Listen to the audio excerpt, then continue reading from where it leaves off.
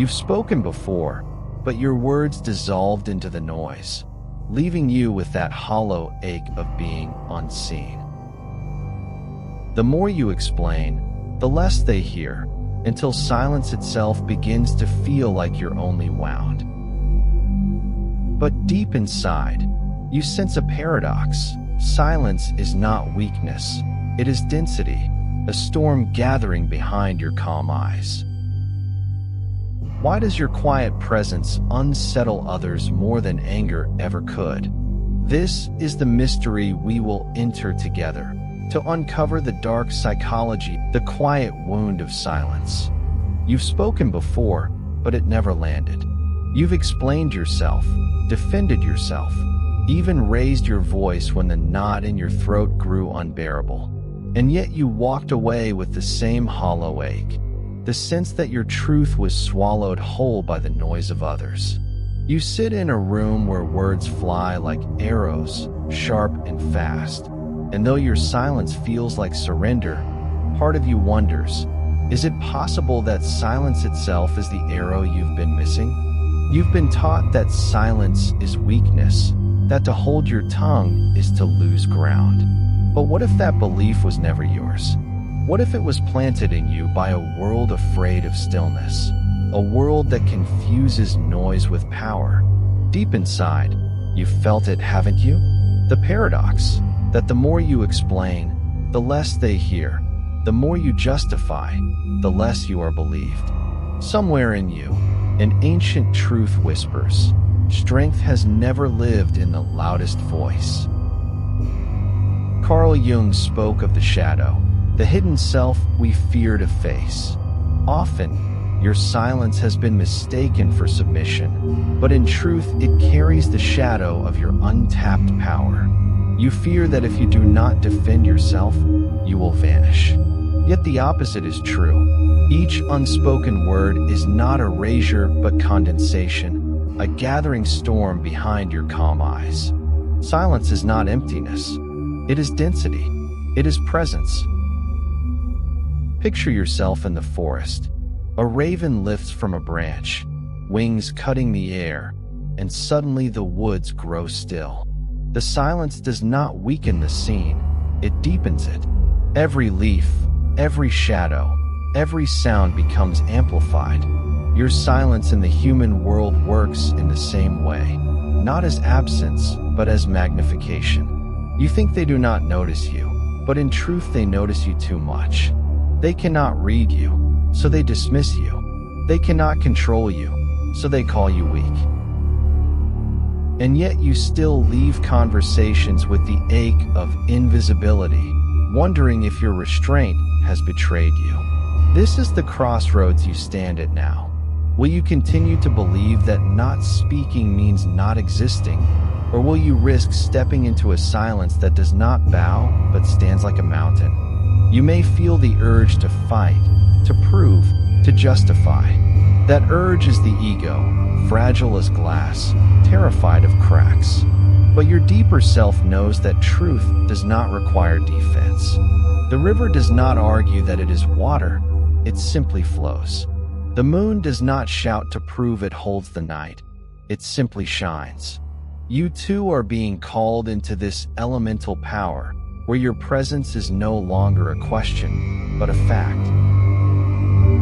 This video, this path, is for you, the one who has grown weary of being the nice one, the easy one, the one who lets others trample through your stillness because you fear the sound of your own no. It is for the part of you that already knows silence is not weakness, but weapon, not submission, but sovereignty. You are being invited to remember that your quiet is not empty. It is alive with the weight of your soul. So here we begin. You will see silence in a new light. Not the pause between words, but the definitive response, the presence that unsettles those who demand your reaction. This is not about avoiding conflict or pretending to rise above. This is about becoming the kind of presence that does not need to explain, because the truth in you is undeniable, even unspoken. And as you step forward into this journey, ask yourself gently, shadow, ego, and the herd's approval. You have been conditioned to believe that words are proof of strength, that if you do not respond, you will vanish, that if you do not defend yourself, you will be devoured. But pause for a moment. Feel into that belief. Does it truly belong to you? Or was it pressed into you by the collective voice of the herd? The world trains you to think every conversation is a battlefield, that truth must be sharpened into weapons, that victory belongs to the one who argues loudest. Yet beneath this conditioning lies something else: fear. Fear of appearing fragile, fear of being seen as weak, fear that silence will betray you. And behind that fear sits the ego, trembling, desperate to be validated. Jung would tell you that this compulsion to prove yourself is the shadow's disguise. The louder you defend your point, the more you betray the fear that it might not hold. Every argument is less about the truth and more about the fragility of the one who cannot bear to be questioned. Can you feel it? The exhaustion of defending yourself endlessly, only to realize you are not seeking truth but reassurance? Friedrich Nietzsche called this the morality of the herd, the collective need to be accepted, praised, confirmed as good and right. You've lived inside this cage, haven't you? The invisible prison of needing others to nod at your existence. And yet every time you bend for approval, you feel smaller. Every time you explain yourself to be understood, something in you cries out against the betrayal. Here is the paradox. True power does not argue. It does not clamor. It does not bow to the need for consensus. It does not shrink when misunderstood. Real strength is the mountain unmoved by the winds of opinion. It is the ocean that does not protest when named dangerous, beautiful, or vast. It simply is. To step into this kind of silence is to reclaim yourself from the shadow of the herd. It is to realize that winning debates means nothing if you lose your center. The self, your deepest wholeness, does not crave validation. It knows. It is. It rests in its own gravity. So when you feel the urge rising, to explain, to correct, to prove, notice it. Feel the pull of the old conditioning. And then remember, the moment you scramble to justify, you've already given your power away. Because the need to justify is the ego's cry for acceptance. And your soul longs for something greater than acceptance. It longs for freedom. Freedom does not come from being seen as right. It comes from being whole, even when misunderstood. It comes from carrying your truth quietly, steadily, as the river carries its current. It comes from refusing to enter the theater of endless reaction. Because as long as you play on that stage, you remain a character in someone else's drama. The real power lies in stepping off the stage, in becoming the observer, not the actor, the one who does not rush to perform, who does not react, who does not prove, the one who sees, hears, and waits. Nietzsche once wrote that the first to rise in a quarrel is already defeated. The reactive mind is captive. The observing mind, the silent one, is sovereign. But then comes the question that lingers like smoke. If you do not react, if you do not justify yourself, how will your power be felt? How will they know you cannot be shaken? This is where the path deepens. Because silence is not mere absence. It is a presence so complete that it unsettles all who encounter it. And when you embody it, you will discover that others feel you more in your stillness than they ever did in your words. Where on this inner path do you archetype the silent warrior? There is a figure who embodies this truth, a presence whispered about in both philosophy and psychology. Nietzsche named him the Übermensch, but in Jung's vision, you could call him the silent warrior, the archetype of the self clothed in sovereignty. He is not louder than the crowd, nor does he hunger for their applause. He moves differently, because his power does not come from reaction, but from stillness. Think of this archetype not as a distant ideal, but as something already seated within you. Jung said that every archetype lives in the collective unconscious, waiting to be awakened. The silent warrior is the one in you who does not scramble to explain, who does not barter for acceptance, who stands in the full weight of presence. He speaks little, and when he does, it is not to convince, but to declare. Notice how rare this is. Most people spend their lives revealing everything, pouring out their insecurities with each defensive word, exposing their vulnerabilities in every argument. But the silent warrior keeps his essence guarded. Each spoken word is a move on a chessboard, and to squander them is to expose strategy. That is why he withholds. Not because he is afraid, but because he understands the cost of revelation. His silence is not the silence of absence. It is the silence of strategy. Imagine walking into a crowded hall. The room swells with voices, laughter, arguments. And then, someone enters who does not speak. He does not need to. His presence alone shifts the atmosphere. Heads turn. The air grows taut, like a bowstring pulled but not released. This is the energy of the archetype. His silence is not emptiness. It is pressure. It demands respect without a word.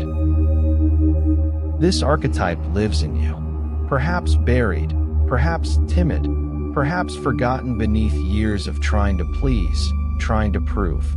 But it waits. It has always waited. And it rises not when you conquer others, but when you conquer yourself. When you no longer flinch at being misunderstood.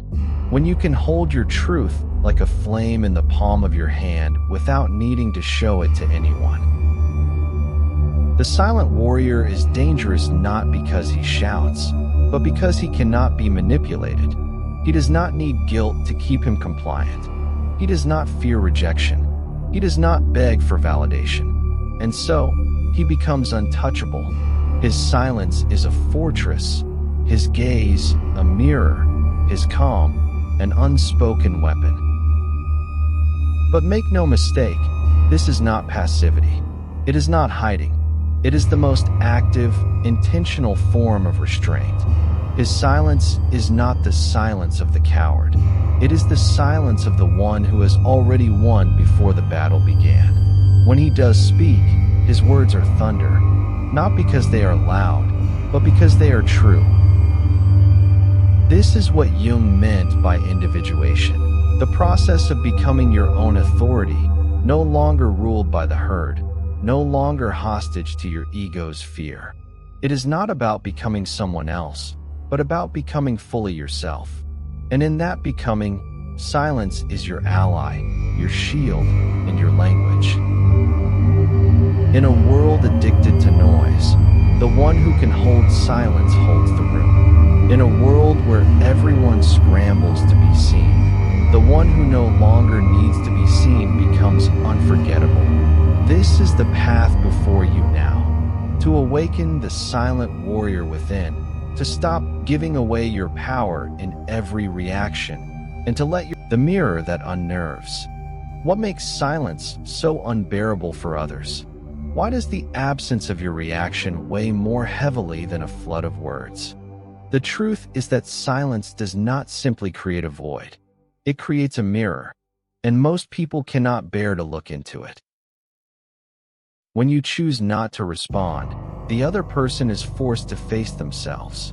The words they fling into the air return to them unanswered. Without your resistance, without your defense, their own voice echoes back like a stranger's.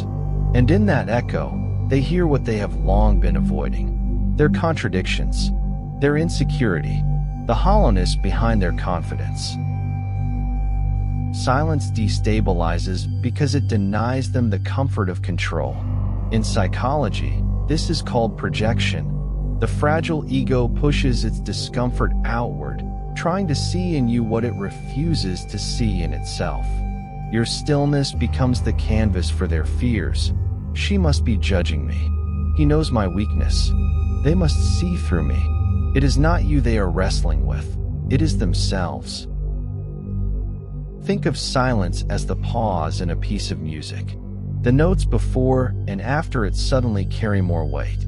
The air itself vibrates with tension. In that pause, their mind begins to race, filling the emptiness with doubt, paranoia, even fear. It is not your judgment they fear. It is the judgment of their own soul, reflected back by your stillness. For the manipulator, this is unbearable. Their power depends on your reactions, on pulling the strings of your defensiveness. They need you to justify, to argue, to explode. Without it, the stage collapses. They stumble, reveal themselves, lose balance. Your silence becomes their unraveling.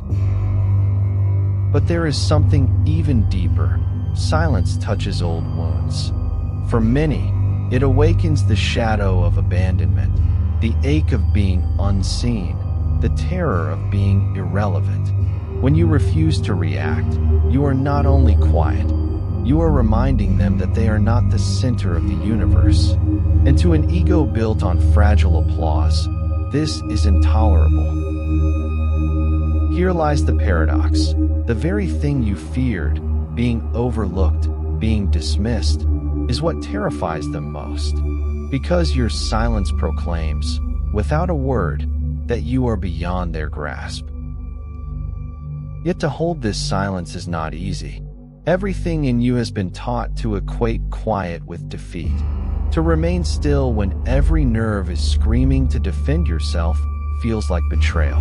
But it is not betrayal. It is initiation. It is the fire in which your old self, the reactive self, burns away so that a deeper presence can emerge. Jung would call this facing the shadow, because your silence forces not only others but also you to meet what lies beneath. The fear of invisibility, the terror of rejection, the longing to be understood. When you do not speak, you confront those shadows directly. And on the other side of that confrontation lies mastery. This is why silence, when chosen with intention, is never passive. It is active, potent, alive with meaning. It reveals, it destabilizes, it commands, and more than anything, it frees you from the endless performance of proving yourself. So the next time you feel that burning urge to fill the void with explanations, pause. Breathe. When silence saves you, and when it betrays you, there is a danger hidden inside silence. A trap that few notice until they are already caught. Because silence can liberate, but it can also enslave. It can be the sharp blade of sovereignty, or the heavy chain of submission. The difference lies in whether you choose your silence, or whether it is chosen for you. You know the kind of silence I mean. The silence that tastes like swallowed words, like bitterness pressed down into the body. The silence you keep because you are afraid of conflict, because you were taught that keeping the peace is more important than keeping your truth. This is not strength. This is not mastery. This is the silence of self-betrayal. Think of all the times you let others decide for you because you didn't want to make noise. The times you told yourself it's not worth it while watching someone take what was yours. The times you convinced yourself that harmony mattered more than honesty. And so you folded yourself smaller and smaller until you nearly disappeared. That kind of silence is not wisdom. It is the domesticated silence of the slave, dressed up as virtue. Nietzsche called it herd morality. Jung would call it a shadow adaptation. The way we survive when we believe we cannot afford to be whole. You silence yourself because somewhere inside, you fear that your voice would shatter the fragile ties that keep you safe. But in that bargain, you trade away your soul. And the world is clever. It rewards you for this surrender. They call you agreeable. They call you patient. They call you kind. But beneath the praise is the truth. They have learned they can take from you, and you will not stop them. And the longer you confuse this silence with goodness, the deeper the wound grows. But something in you already knows. You feel it as a quiet rage in your chest, as an ache in your throat that never quite goes away. It is the part of you that longs to speak, that longs to be seen, that longs to say enough. This silence is not peace. It is corrosion. It eats at you from the inside until you can no longer tell whether you are quiet out of choice or out of fear. The moment comes, and maybe this is that moment, when you must decide which silence will live in you. The silence that erases you, or the silence that establishes you. The silence that bends, or the silence that stands. The silence of submission must die. It must be buried with all the apologies you should never have made, with all the words you should never have swallowed, with all the nights you went home feeling invisible. That version of silence is a ghost that has haunted you long enough. In its place, a new silence can be born. The silence of presence. The silence that does not cower, but commands. The silence that draws boundaries without needing to shout. The silence that changes the energy of a room the moment you step into it. This silence is not fear of conflict. It is freedom from needing it. It is not about avoiding battles. It is about rising so far above them that they cannot even reach you. This is the silence that Nietzsche respected. The silence Jung would see as the self emerging from shadow. The silence of someone who has stopped playing the game of approval and begun living in their own authority. And the invitation before you now is simple, but it is not easy. Let the old silence die. Let it be burned away, so that what rises in its place is not the silence of ritual of reclamation, the death of submissive silence. The silence of submission must be laid to rest. It has lived long enough inside you, shaping your shoulders to bend, your voice to dim, your heart to swallow itself whole. To continue carrying it is to live a half-life, where your presence is traded for the illusion of peace. But real peace never demands your disappearance. Real peace arrives when you stand. Picture a funeral in the inner world. Before you lies the casket of all the times you kept still when your soul burned to speak. Inside are the apologies you whispered just to keep someone else comfortable. Inside are the nights you went home feeling erased. Inside is the guilt that never belonged to you but clung to your silence like chains. This is the burial ground of the old self that survived by vanishing. And then, imagine fire. Flames licking through the air, consuming the wood, consuming the weight of all you thought you had to be. Jung would call this the death of an outdated persona, the mask that once kept you safe but now suffocates you. To let it burn is to allow rebirth, because only in fire does gold emerge purified. What rises from the ashes is not the same silence. It is a silence that no longer bows. It is a silence that radiates. The silence of reclamation. This silence does not humiliate itself for the sake of harmony. It does not apologize for existing. It stands in rooms where chaos rages and shifts the current without needing to raise its voice. Think of it as a ritual. Every time you choose presence over apology, you are reclaiming yourself. Every time you sit in silence without shrinking, you are reclaiming yourself. Every time you breathe instead of begging for understanding, you are reclaiming yourself. Slowly, the ground beneath you changes. What was once soil of fear becomes the stone of sovereignty. This is mastery, not over others, but over yourself. To die to the silence that betrayed you is to be reborn into the silence that protects you. You no longer live as a reflection of what others demand. You live as your own flame, steady even in the wind. And here, the invitation is clear. Bury what no longer serves you. Burn the silence of compliance. Rise in the silence of individuation, becoming the self beyond noise. The journey reaches its final threshold. By now you have seen silence as wound, as weapon, as mirror, and as mask. You have felt how it can betray you when born of fear, and how it can crown you when chosen from power. But there is something greater still. Silence as transformation. Silence as the very voice of the self. Carl Jung spoke of individuation, the long, mysterious path of becoming whole. It is not about becoming perfect or untouchable, but about uniting the fragments of who you are, shadow and light, wound and wisdom, into one living center. In that center, words no longer need to fight for validation. Silence itself becomes presence. Think of a mountain at dawn. It does not explain its height. It does not argue for its place in the world. It simply stands, and because it stands, the sun bows to it first.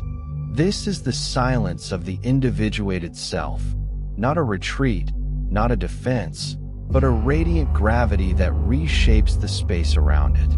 You do not withdraw from life. You shape it by your being. The world shouts. It demands you react.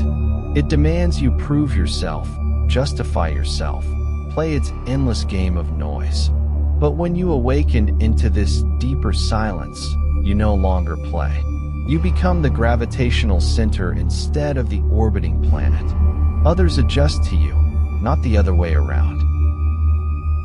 This is not arrogance. It is alignment. It is what happens when you finally stop betraying yourself for approval. You do not need to argue, because your truth is lived. You do not need to defend, because your boundaries are felt. You do not need to shout, because your presence has already spoken. And here is the mystery. In this silence, you are not alone. You are joined by all the archetypes that have lived inside you. The warrior who holds his ground, the healer who listens with depth, the sage who knows when to speak, the lover who does not beg to be chosen, but radiates love without fear. Together they converge into the self, and the self needs no performance. It simply is. Look back at your life for a moment. How many times did you swallow words because you were afraid? How many times did you explain yourself into exhaustion, only to feel unseen anyway? How many times did your silence weaken you instead of strengthen you? All of that has been preparation. Every wound has been an initiation. Every knot in your throat has been a doorway. Now you stand before that doorway with the key in your hand. To step through is to choose a different silence. A silence that is no longer escape, but arrival. No longer hiding, but revealing. No longer submission, but sovereignty. And so the final invitation is this. From this day forward, let your silence be a declaration, not an apology. Let it carry the weight of your truth, even when no one understands. Let it be the invisible crown that rests upon your head. Because who you are does not need to be defended. It only needs to be lived. Do you have the courage to live that way? To let your silence shape reality, instead of letting the world shape you? If you do, then you have already stepped across the threshold. Whisper it to yourself, write it,